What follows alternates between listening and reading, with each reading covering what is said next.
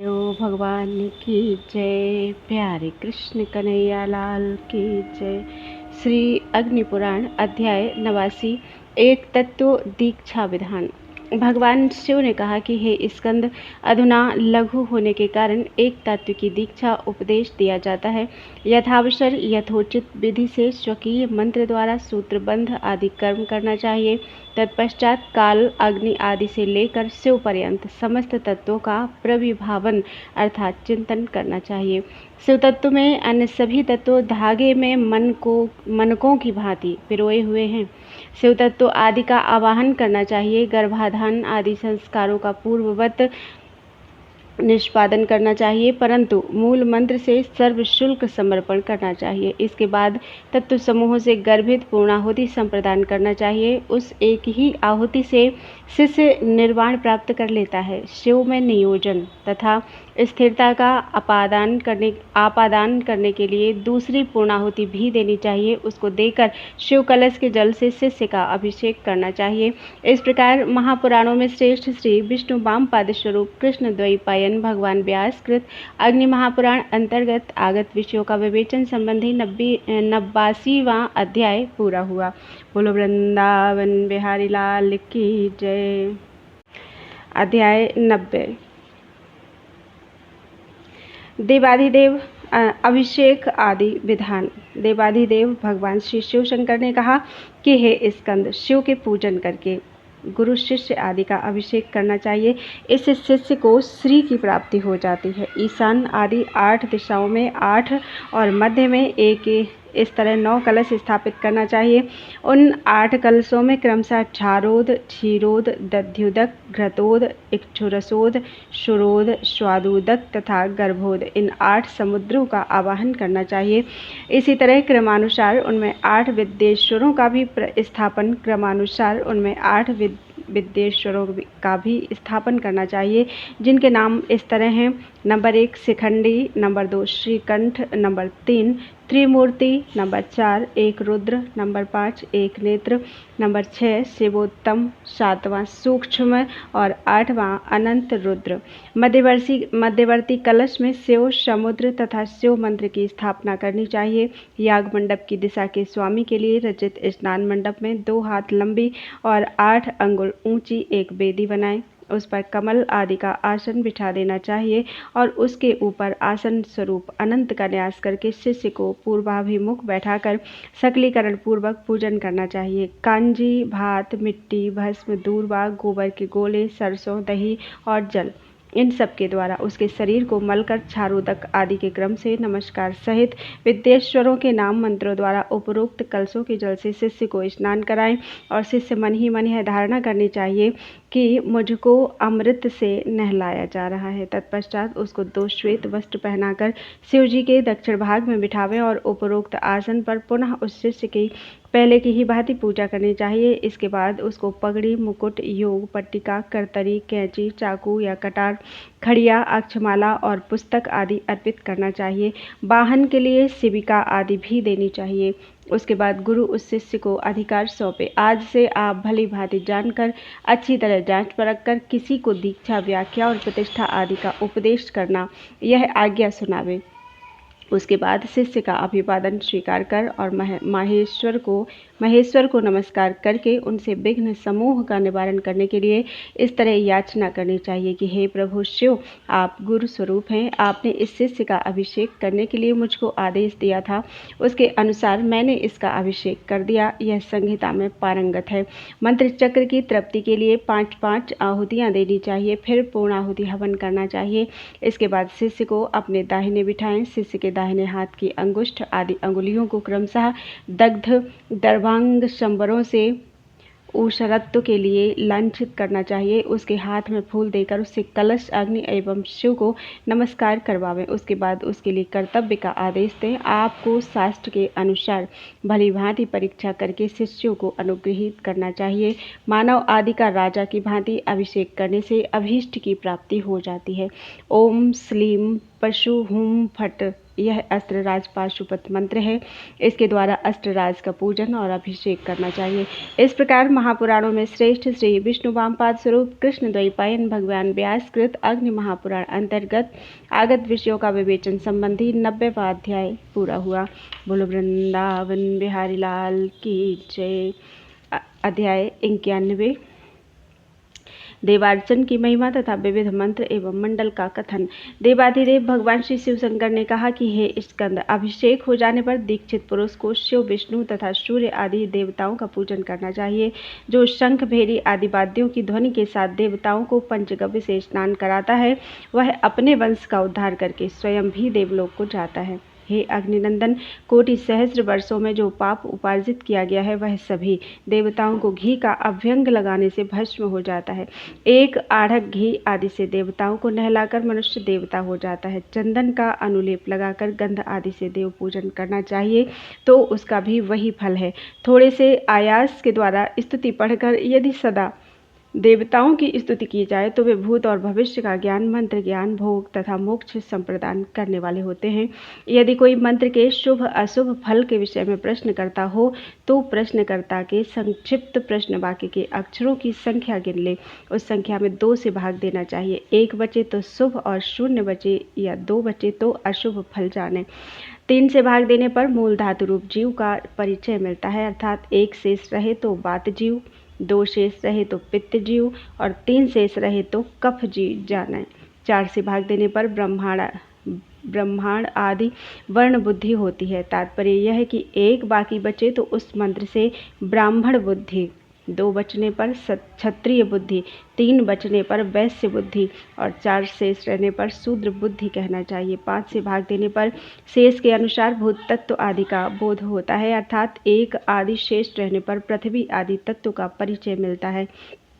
इसी तरह जय पराजय आदि का ज्ञान प्राप्त करना चाहिए। यदि मंत्र पद के अंत में 1 त्रिक अर्थात 3 बीजाक्षर हों, अधिक बीजाक्षर हों अथवा 2 पा, मा एवं का हो तो इनमें से प्रथम वर्ग अशुभ बीज वाला, मध्यम तथा अंतिम वर्ग शुभ है। यदि अंत में संख्या समूह हो तो वह जीवन काल के 10 वर्ष का सूचक है। यदि 10 की संख्या हो तो 10 वर्ष के पश्चात उस मंत्र के साधक पर यमराज का निश्चय ही आक्रमण हो सकता है। सूर्य, गणपति, शिव, दुर्गा, श्री लक्ष्मी तथा भगवान श्री हरि विष्णु भगवान के मंत्रों के अक्षरों द्वारा जप में तत्पर कठिनी अर्थात अंगुष्ठ अंगुली ये स्पर्श किए गए कमल पत्र में गोमूत्राकार रेखा पर 1 त्रिक से प्रारंभ कर 12 त्रिक पर्यंत लिखें, अर्थात कथित मंत्रों के 3-3 अक्षरों का समुदाय 1 से लेकर 12 स्थानों तक पृथक पृथक लिखें। इस तरह 64 कोष्ठों को एक मंडल बनाकर उसमें मरुत, यम, व्योम, हम और मरुत, यम इन 3 बीजों का त्रिक पहले कोष्ठ से लेकर 8वें कोष्ठ तक लिखें। इन सभी स्थानों पर पासा फेंकने से अथवा स्पर्श करने पर शुभ अशुभ का परिज्ञान होता है। विषम संख्या वाले स्थानों पर पासा पड़े या स्पर्श हो तो शुभ और सम संख्या पर पड़े तो अशुभ फल होता है। यम, हम, यम इन 3 बीजों के 8 त्रिक हैं। वे ध्वज आदि 8 आयों के प्रतीक हैं। इन आयों में से जो शम हैं वे अशुभ हैं, विषम आय शुभप्रद कहे गए हैं।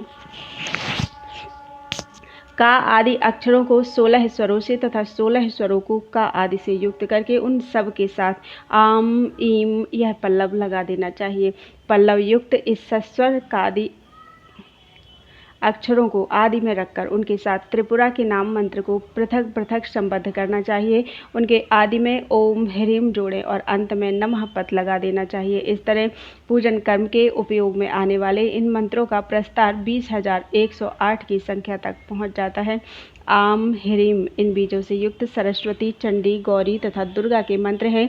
श्रीदेवी मंत्र आम, श्रीम इन बीजों से युक्त है। सूर्य के मंत्र आम, छौम इन बीजों से, शिव के मंत्र आम, होम इन बीजों से, गणेश के मंत्र आम, गम इन बीजों से तथा श्री हरि विष्णु के मंत्र आम, अम इन बीजों से युक्त हैं। कादि व्यंजन अक्षर तथा अकार आदि 16 स्वरों को मिलाकर 51 होते हैं। इस तरह सस्वर कादि 51 होते हैं। इस तरह सस्वर कादि अक्षरों को आदि में और सस्वर छा से लेकर का तक के अक्षरों को अंत में रखने से संपूर्ण मंत्र बनते हैं। 1440 संपूर्ण मंडल होने से सूर्य, शिव, देवी, दुर्गा, विष्णु में से प्रत्येक के 360 मंडल होते हैं। अभिषिक्त गुरु को इन सभी मंत्रों तथा देवताओं का जप ध्यान करना चाहिए तथा शिष्य एवं पुत्र को दीक्षा भी देनी चाहिए।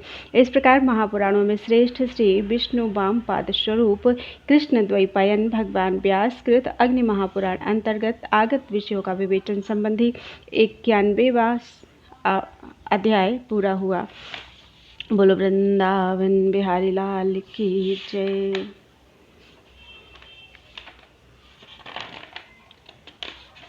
अध्याय 92 संक्षिप्त प्रतिष्ठा विधान। भगवान शिव ने कहा कि हे स्कंद, अधुना मैं संक्षेप से और क्रमशः प्रतिष्ठा का वर्णन करने जा रहा हूँ। पीठ शक्ति है और लिंग शिव, इन दोनों पीठ और लिंग अथवा शक्ति और शिव के योग में शिव संबंधी मंत्रों द्वारा प्रतिष्ठा की विधि संपादित होती है। प्रतिष्ठा की प्रतिष्ठा आदि 5 भेद हैं। उनका स्वरूप आपको बता रहा हूँ। जहाँ ब्रह्मशिला का योग हो वहाँ विशेष रूप से की हुई स्थापना प्रतिष्ठा कही गई है। पीठ पर ही यथा योग्य जो अर्चा विग्रह को पधराया जाता है उसको स्थापन कहते हैं। प्रतिष्ठा से भिन्न की स्थापना को स्थिर स्थापन कहते हैं। लिंग के आधार पूर्वक जो स्थापना होती है उसको उत्थापन कहा गया है। जिस प्रतिष्ठा में लिंग को आरोपित करके विद्वानों द्वारा उसका संस्कार किया जाता है उसकी आस्थापन संज्ञा है। ये शिव प्रतिष्ठा के 5 भेद हैं। आस्थान और उत्थान भेद से विष्णु आदि की प्रतिष्ठा 2 तरह की मानी गई है। इन सभी प्रतिष्ठाओं में चैतन्य स्वरूप परम शिव का नियोजन करना चाहिए। पदाध्वा आदि भेद से प्रासादों में भी 5 तरह की प्रतिष्ठा बतलाई गई है। प्रासाद की इच्छा से पृथ्वी की परीक्षा करनी चाहिए। जहाँ की मिट्टी का रंग श्वेत हो और घी की सुगंध आती हो वह भूमि ब्राह्मण के लिए श्रेष्ठतम बतलाई गई है। इसी तरह क्रमशः क्षत्रिय के लिए लाल तथा रक्त की सी गंध वाली मिट्टी, वैश्य के लिए पीली और सुगंध युक्त मिट्टी काली तथा सुगंध युक्त मिट्टी वाली तथा शूद्र के लिए काली एवं सुरा किसी गंध वाली मिट्टी से युक्त भूमि श्रेष्ठ कही गई है। पूर्व, ईशान, उत्तर अथवा सभी तरफ नीची और मध्य में ऊंची भूमि प्रशस्त मानी गई है। 1 हाथ गहराई तक खोद कर निकाली हुई मिट्टी यदि फिर उस गड्ढे में डाली जाने पर अधिक हो जाए तो वहाँ की भूमि को श्रेष्ठतम समझें अथवा जल आदि से उसकी परीक्षा करनी चाहिए। हड्डी और कोयले आदि से दूषित भूमि का खोदने पर वहाँ गऊओं को ठहराने अथवा बारंबार जोतने आदि के द्वारा अच्छी तरह शोधन करना चाहिए। नगर, ग्राम, दुर्ग, गृह और प्रासाद को निर्माण कराने के लिए कथित तरह से भूमि शोधन आवश्यक है। मंडप में द्वार पूजा से लेकर मंत्र तर्पण पर्यंत संपूर्ण कर्म का निष्पादन करके विधि पूर्वक घोराष्ट्र सहस्रयाग करना चाहिए। बराबर करके लिपि पुती भूमि पर दिशाओं का साधन करना चाहिए। स्वर्ण, अक्षत और दही के द्वारा प्रदक्षिण क्रम से रेखाएं खींचें। मध्य भाग से ईशान कोष्ठ में स्थित भरे हुए कलश में शिव का पूजन करना चाहिए। फिर वास्तु की पूजा करके उस कलश के जल से कुदाल आदि को सींचें। मंडप से बाहर राक्षसों और ग्रहों का पूजन करके दिशाओं में विधि पूर्वक बलि देना चाहिए। कलश में पूजा करके लग्न आने पर अग्निकोणवर्ती कोष्ठ में पहले जिसका अभिषेक किया गया था उस मधुलिश कुदाल से धरती खुदावें और मिट्टी को नैऋत्य कोण में फेंकें। खोदे गए गड्ढे में कलश का जल गिरा देना चाहिए। फिर भूमि का अभिषेक करके कुदाल आदि को नहलाकर उसका पूजन करना चाहिए। तत्पश्चात दूसरे कलश को 2 वस्त्रों से आच्छादित करके ब्राह्मण के कंधे पर रखकर गाजे बाजे और वेद ध्वनि के साथ नगर की पूर्व सीमा के अंत तक जितनी दूर जाना अभीष्ट हो उतनी दूर ले जाए और वहाँ क्षण भर ठहरकर वहाँ से नगर के चारों तरफ प्रदक्षिण क्रम से चलते हुए ईशान कोण तक उस कलश को घुमावें। साथ ही सीमांत चिन्हों का अभिषेक करते रहना चाहिए। इस तरह रुद्र कलश को नगर के चारों तरफ घुमाकर भूमि को परिग्रह करना चाहिए। इस क्रिया को अर्घदान कहा गया है। इसके बाद शल्य दोष का निवारण करने के लिए भूमि को इतनी गहराई तक खुदवावे जिससे कंकड़, पत्थर अथवा पानी दिखाई देने लगे, अथवा यदि शल्य अर्थात हड्डी आदि का ज्ञान हो जाए तो उसको विधि पूर्वक खुदवा कर निकाल देना चाहिए। यदि कोई लग्न काल में प्रश्न पूछे और उसके मुख से आ, का, चा, टा, ता, पा, शा और हा इन वर्गों के अक्षर निकले तो इनकी दिशाओं में शल्य की स्थिति सूचित होती है, अथवा द्विज आदि वहाँ गिरे तो सभी उस स्थान में अंग विकार से उसके ही बराबर शल्य होने का निश्चय करना चाहिए। पशु आदि के प्रवेश से, कीर्तन से तथा पक्षियों के कलरवों से शल्य की दिशा का ज्ञान प्राप्त करना चाहिए। किसी पट्टी पर या भूमि पर आकार आदि 8 वर्णों से युक्त मातृका वर्णों को लिखें। वर्ग के अनुसार क्रमशः पूर्व से लेकर ईशान तक की दिशाओं में शल्य की जानकारी प्राप्त करना चाहिए। आ वर्ग में पूर्व दिशा की तरफ होने का अनुमान करना चाहिए। का वर्ग में अग्निकोण की तरफ कोयला जाने, चा वर्ग में दक्षिण दिशा की तरफ भस्म जाने तथा टा वर्ग में नैऋत्य कोण की तरफ अस्थि का होना समझे। ता वर्ग में पश्चिम दिशा की तरफ ईंट, पा वर्ग में वायव्य कोण की तरफ खोपड़ी, या वर्ग में उत्तर दिशा की तरफ मुर्दे और कीड़े आदि, और सा वर्ग में ईशान कोण की तरफ लोहे का होना बतावे। इस तरह हा वर्ग में चांदी होने का अनुमान करना चाहिए। छा वर्ग में युक्त दिग्भाग में उसी दिशा में अन्य अनर्थकारी वस्तुओं के होने का अनुमान करना चाहिए। एक एक हाथ लंबे 9 शिलाखंडों का प्रोक्षण करके उनको 8-8 अंगुल मिट्टी के अंदर गाड़ देना चाहिए। फिर वहां पानी डालकर उन पर मुक्तर से आघात करना चाहिए।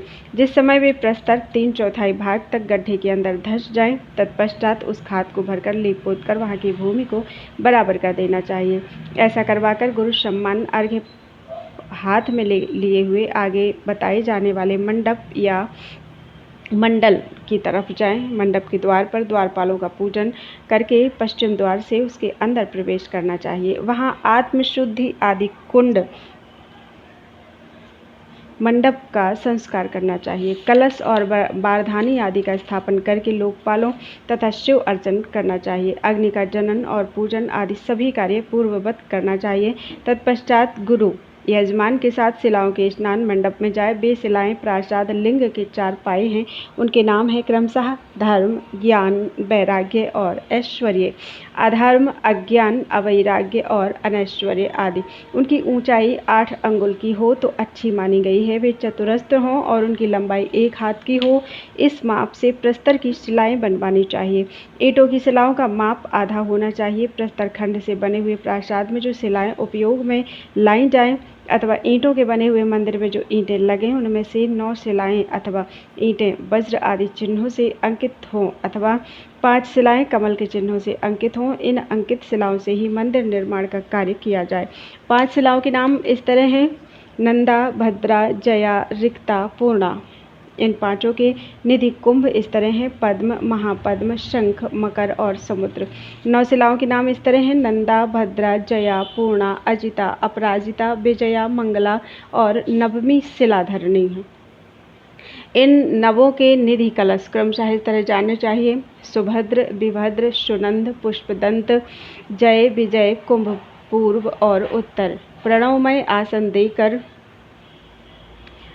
अष्टमंत्र से ताड़न और उल्लेखन करने के पश्चात इन सभी शिलाओं को सामान्य रूप से कवच मंत्र से अवगुंठित करना चाहिए। अष्टमंत्र के अंत में होम फट लगाकर उसका उच्चारण करते हुए मिट्टी, गोबर, गोमूत्र, कषाय तथा गंधयुक्त जल से मल स्नान कराएं। तत्पश्चात विधि पूर्वक पंचगव्य और पंचामृत से स्नान कराना चाहिए। इसके बाद गंधयुक्त जल से स्नान कराने के अनंतर अपने नाम से अंकित मंत्र द्वारा फल, रत्न, स्वर्ण तथा गोश्रंग के जल से और चंदन से शिला को चर्चित करके उसको वस्त्रों से आच्छादित करना चाहिए।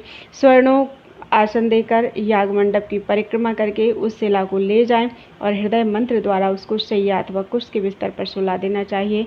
वहां पूजन करके बुद्धि से लेकर पृथ्वी पर्यंत तत्व समूहों का न्यास करने के पश्चात त्रिखंड व्यापक तत्वत्रय का उन शिलाओं में क्रमशः न्यास करना चाहिए। बुद्धि से लेकर चित्त तक, चित्त के अंदर मात्रिका तक और तन्मात्रा से लेकर पृथ्वी पर्यंत शिव तत्व, विद्या तत्व तथा आत्म तत्व की स्थिति है। पुष्पमाला आदि से चिन्हित स्थानों पर क्रमशः तीनों तत्वों का अपने मंत्र से और तत्ववेशों का हृदय मंत्र से पूजन करना चाहिए।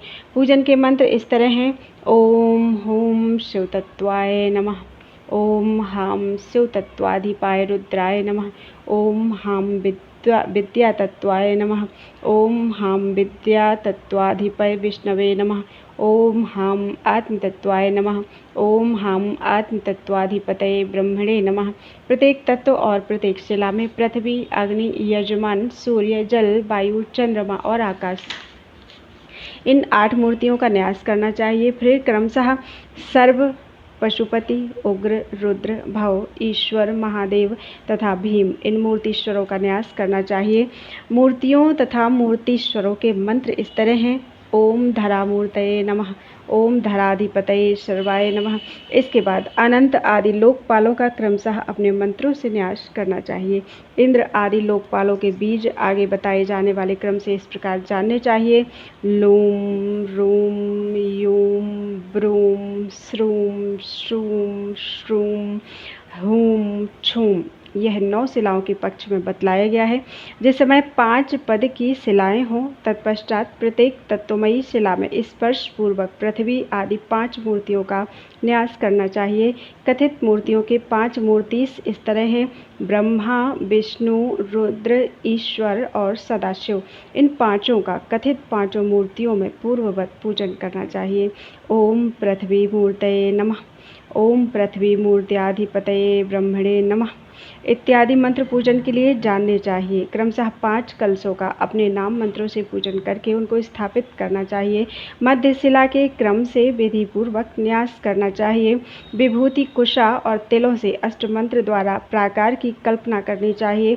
कुंडों में आधार शक्ति का न्यास और पूजन करके तत्वों, तत्वाधिपों, मूर्तियों तथा मूर्तीश्वरों का घृत आदि से तर्पण करना चाहिए। तत्पश्चात ब्रह्मात्म शुद्धि के लिए मूल के अंगभूत ब्रह्म मंत्रों द्वारा क्रमशः 100 आहुतियां देकर पूर्णाहुति पर्यंत हवन करने के पश्चात शांति जल से शिलाओं का प्रोक्षण पूर्वक पूजन करना चाहिए। इस तरह जा जाकर 3 भागों में कर्म करना चाहिए। मंत्र इस प्रकार है: ओम आम ईम आत्मतत्वा विद्या तत्वाभ्याम नमः इति।